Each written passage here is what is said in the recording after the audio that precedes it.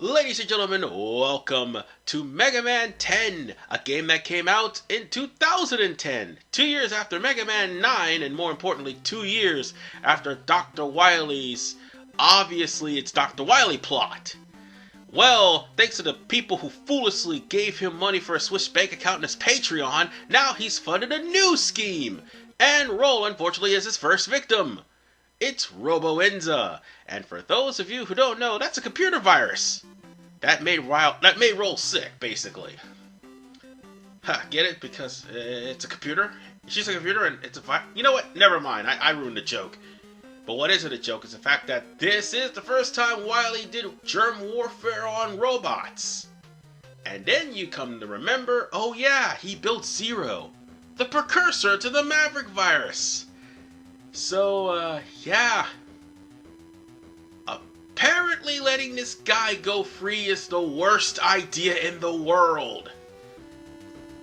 Especially since he has the world's biggest chip on his shoulder and will not stop doing stupid shit. And now Roboenza is everywhere. And robots are being infected with it left and right. And even worse, they're going crazy.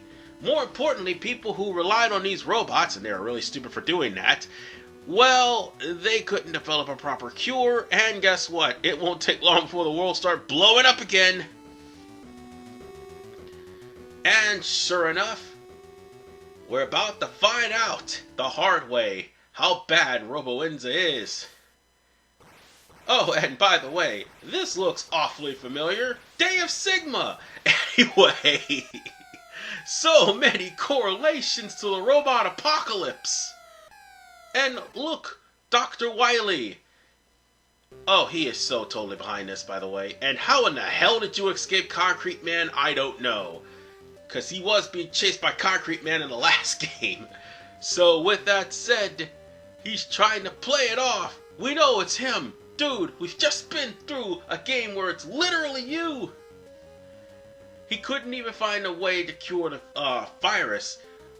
And the robots who had the virus-making machine is pretty much holding it hostage. So he's begging Mega Man for help, but then again, you just arrested Dr. Wily with a fake cop. Why should we help you? As a matter of fact, you built Zero. Why should we help you? Oh, Jesus Christ. Mega Man, please don't. Never mind. Never mind, he's going to do it because it's Mega Man. I mean, yeah, there's a thing of having a pure heart or being completely naive or just being outright stupid. Mega Man falls into the category of the latter of all three, actually. However, this time around, he's got help in the form of Proto Man. So now you'll be able to choose between Proto Man and Mega Man. And by the way, 9 was Proto Man's first canon game playable debut as opposed to Power Battles and Power Fighters. So now, Proto Man is there along with another person at the end. By the way, if you're playing the Legacy Collection, that same code that unlocked all the game modes is the same code that you can use to unlock Base.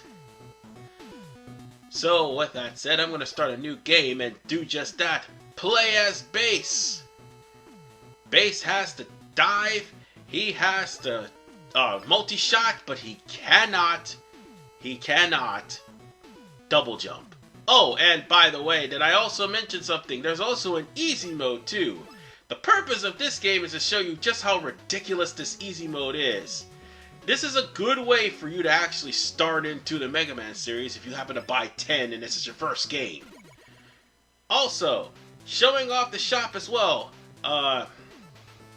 There's a shock buffer, there's a trouble item and a treble recovery, and e-tank and not an e-tank, I mean a weapon tank, yes. And also a 1-up. And by the way, the store clerk is Reggae. And for those who don't know who Reggae is, he was in a Mega Man game. He's basically the error message whenever you get the password wrong in Mega Man 7. But for right now, let's worry about the very first Robot Master, Sheet Man. The first and the worst, now that I stop and think about it. Sheet Man is basically in charge of a cyber station. And, needless to say, he has by far one of the worst weapons in the game. Actually, the worst weapon in the game. The Thunder Wool. And why am I going after Sheet Man? Because reasons. Now I know what you're thinking. Why don't you play the game in a higher difficulty? The purpose of this is to show you just how ridiculous easy mode can get. And how much Capcom is trying to get players to play their game. So with that said, I'm just gonna go on ahead and oh god, you idiot, you jumped into the spikes. Why? Oh, now you fucked up. Now you fucked up. Now you fucked up. You have fucked up now. Now you fucked up. Now you fucked up. Now you fucked up. Now you fucked up. Now you fucked up. Now you have fucked up. That was dumb. I wasn't intending on falling into the cliff or anything, or falling into spikes. But sometimes I make mistakes. But nonetheless, folks. Oh yeah, I forgot, I don't have the energy balancer just yet. I should have actually used the treble boost to survive, but I didn't. Anyway, the whole point of this, there's disappearing platforms.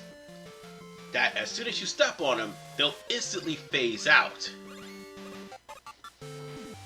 Now, as far as base is concerned, you're gonna use the base, the treble boost in order to get up to wherever you need. And plus, the treble boost can pretty much bypass the rest of this area if you want. You don't have to actually deal with those platforms that you're gonna need the you're going to need basically the treadmill in order to turn on. And speaking of using the treadmill, we're about to go to a mid-boss that has that exact same mechanic. And sadly, Base can't double jump in this game. Wish he could, but he couldn't. So, in order for it to actually turn on the boss, use a treadmill to turn on the light and shoot as much as you can. Then repeat the process. That's basically all you have to... Oh, damn it, I didn't mean to get hit. But, in other words, this boss will go down in a few hits. It'll actually go down, take more hits to take it down. And by the way, the first reason why I wanted to show off easy mode instead of all the other modes, because easy mode basically puts Uranzos everywhere and puts red platforms over certain bottomless pits. All for the sake of having a player to easily come in and have a easy time with the game without any sort of shenanigans or any sort of problems. And no, Dr. Wily doesn't go to the 2 castle system like he did in the first 6 games. That is done forever. Although there is 5 Wily stages though, I'm gonna have to point that out. So, I'm just telling you that, and why am I saying Wily? Because obviously it's Wily. You should know by now. It's nobody else but him. Alright, let's just skip this guy and just keep going. And I don't want to fall into the spikes, so... Oh, I still fell on the spikes. Damn it! Let's do this again. I've already fucked up once. In fact, why didn't I use a Oh. I was about to say, why didn't I use a treble boost, and I realized why. It literally just went through the platform. Or just stood up at the platform. It doesn't matter. So, let's just get the base boost back on. Or treble boost, sorry. And we can just skip the disappearing real burn block section. Why? Because I do not like this section at all. It is just downright nauseating. And I've had enough of disappearing reappearing blocks. So, with that said, let's risk ourselves a Yoronzo and try to beat this entire stage. You know, I should have just went there and went around the block, but I didn't. So, I might as well just use a treble boost. Let's just don't go anywhere lower. Just get the energy tank and be done with it. Damn it!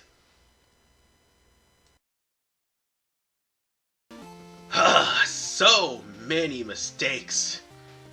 Let's just go. I got the energy tank. Let's just go. We're at the home stretch anyway. I just have to circumvent around those disappearing platforms. And there it is.